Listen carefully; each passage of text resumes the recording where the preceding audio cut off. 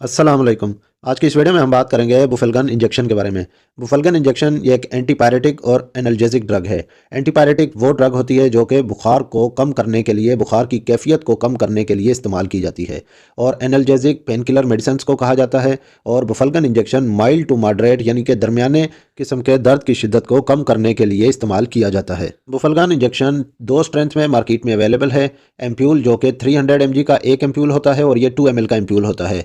और इसके अलावा बुफेलगन इंजेक्शन वाइल में आता है और ये वाइल 100 ml की होती है और इसमें स्ट्रेंथ और इसकी पोटेंसी 1000 मिलीग्राम यानी कि 1 ग्राम का एक वाइल होता है और इसको बुफेलगन इन्फ्यूजन भी कहा जाता है। अगर हम बात करें बुफेलगन इंजेक्शन के एक्टिव इंग्रेडिएंट्स के बारे में तो बुफेलगन इंजेक्शन का इस्तेमाल हाई ग्रेड फीवर में और ऐसे पेशेंट्स जो कि बर्दाश्त ना कर पाते हों और ओरल मेडिसिन यानी कि मुंह के जरिए मेडिसिन ना ले पाते हों, क्योंकि मुसलसल मेडिसिन के इस्तेमाल करने से या तो स्टमक पेन, मैदे का दर्द शुरू हो जाता है, या इसके अलावा फीवर की वजह से या मलेरियल या वायरल या बैक्टीरियल इन्फेक्शन की वजह से कुछ पेशेंट्स में बहुत ज़्यादा वोमिटिंग होती है। तो जैसे ही वो पैरासीटामोल टैबलेट बुखार की शिद्दत को, बुखार की कैफियत को कम करने के लिए इस्तेमाल करते हैं तो वो फौरी तौर पर उल्टी हो जाती है। तो जिन पेशेंट्स को वोमिटिंग बहुत ज़्यादा होती है तो ऐसे पेशेंट्स में बुफेलगन पैरासीटामोल इंजेक्शन इंजेक्टेबल फॉर्म की सूरत में इस्तेमाल किया जाता है। इसके अलावा अगर किसी पेशेंट को जिस्म में बहुत ज़्यादा दर्द हो और जिस्म में दर्द या तो बुखार की वजह से हो या इन्फेक्शन की वजह से हो या काम काज थकावट की वजह से हो या हेडेक, सर में शदीद दर्द हो, या कुछ पेशेंट्स में टूथेक यानी कि दांत का दर्द होता है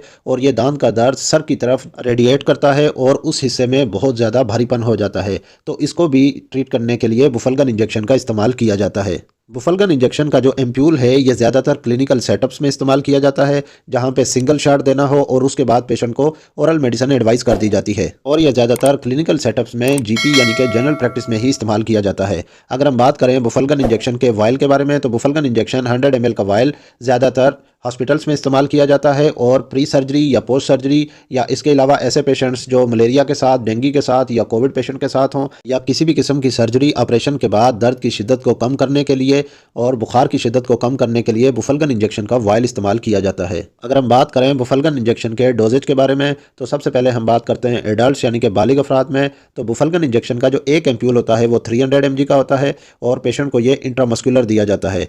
2 to 4 ml यानी कि 300 to 600 mg एवरी 4 आवर्स के बाद इस्तेमाल किया जा सकता है, जो कि डीप आईएम यानी डीप इंट्रामस्कुलर, जो कि इंट्राग्लूटियल हिप वाले मसल्स पे लगाया जाता है। अब हम बात करते हैं बुफेलगन इंजेक्शन के पीड्स डोजेज यानी कि बच्चों में इसका इस्तेमाल किस तरीके से किया जाए। ऐसे बच्चे जिनका बॉडी वेट 33 kg से कम हो तो ऐसे बच्चों में 15 mg पर kg बॉडी वेट के हिसाब से बुफेलगन इंजेक्शन इस्तेमाल किया जाता है। अगर हम इसका अप्रॉक्सीमेटली एवरेज डोज देखें तो 12 साल से 18 साल की उम्र के अफराद ये एडल्ट डोज होगा और इसमें 300 to 600 mg इसका बुफेलगन इंजेक्शन का इस्तेमाल किया जा सकता है। इसके अलावा 7 साल से 12 साल की उम्र तक के बच्चों में 2 ml यानी कि 300 mg डोज एडवाइस किया जा सकता है। और ऐसे बच्चे जिनकी उम्र 3 साल से लेकर 6 साल के दरमियान है तो ऐसे बच्चों में बुफेलगन इंजेक्शन का एम्प्यूल 1.25 ml दिया जा सकता है। ऐसे बच्चे जो 1 साल से 3 साल की उम्र तक के दरमियान हो तो ऐसे बच्चों में 1 ml बुफेलगन इंजेक्शन का एम्प्यूल दिया जा सकता है।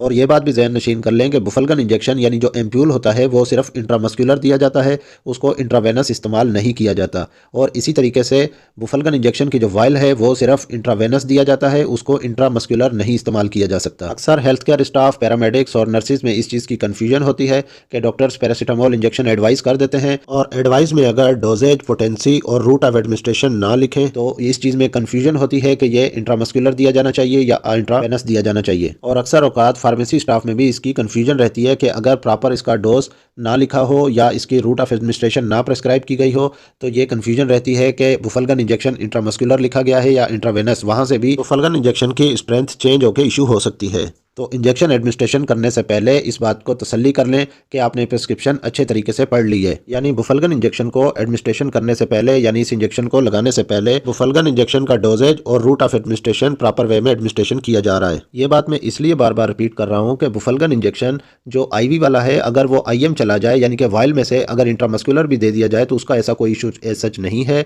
लेकिन अगर बुफेलगन इंजेक्शन जो एम्प्यूल वाला है अगर उसको इंट्रावेनस लगा दिया जाए तो वो पेशेंट को नुकसान पहुंचा सकता है, जिससे पेशेंट का एकदम से ब्लड प्रेशर कम हो सकता है, पेशेंट को घबराहट हो सकती है और कुछ पेशेंट्स में टेकिकार्डिया यानी कि दिल की रफ्तार या तो बहुत ज़्यादा हो सकती है या ब्रेडिकार्डिया यानी कि दिल की रफ्तार बहुत कम हो सकती है। अब हम बात करते हैं बुफलगन इंजेक्शन के कुछ साइड इफ़ेक्ट्स के बारे में। तो बुफलगन इंजेक्शन के इस्तेमाल से नोज़िया हो सकता है, वॉमिटिंग हो सकती है और कुछ पेशेंट्स में इंट्रामस्कुलर देने से इंजेक्शन साइट पेन हो सकता है। यानी जिस जगह पे इंजेक्शन लगाया है उस मसल में 1 से 2 दिन तक वो मसल दर्द करता रहेगा। और बुफलगन इंजेक्शन वायल के बारे में मैंने एक कंप्लीट वीडियो बना दी है, आप मेरे यूट्यूब चैनल मेडी हेल्थ एंटरप्राइजेज पे विजिट करके देख सकते हैं। और बुफलगन इन्फ्यूजन की कंप्लीट वीडियो का लिंक मैंने डिस्क्रिप्शन और कमेंट बॉक्स में भी दे दिया है। बुफलगन इन्फ्यूजन के बारे में कंप्लीट मालूमात जैसा कि इंडिकेशंस, उसके इस्तेमालात किन किन बीमारियों में किए जाते हैं और उसका डोज़ क्या होगा, बच्चों में उसका डोज़ क्या होगा, उसके साइड इफ़ेक्ट क्या हो सकते हैं, या किन पेशेंट्स में पैरासीटामोल इंजेक्शन इस्तेमाल बिल्कुल भी नहीं करवाया जाता और किन पेशेंट्स में बहुत एहतियात से इस्तेमाल करवाया जा सकता है, ये तमाम मालूमात मैंने बुफलगन इन्फ्यूजन की वीडियो में कम्प्लीटली एक्सप्लेन की हैं। ये वीडियो आपको कैसी लगी कमेंट करके लाजमी बताइएगा। इस वीडियो को लाइक कीजिएगा और अगर आप मेरे इस यूट्यूब चैनल पर नए हैं तो मेरे इस यूट्यूब चैनल मेडी हेल्थ एंटरप्राइजेस को सब्सक्राइब कर लें और साथ ही बेल आइकन का बटन ऑन कर लें ताकि हर नए आने वाली वीडियो का नोटिफिकेशन आपको मिल सके। तो मिलते हैं नेक्स्ट वीडियो में, तब तक के लिए अल्लाह हाफिज़।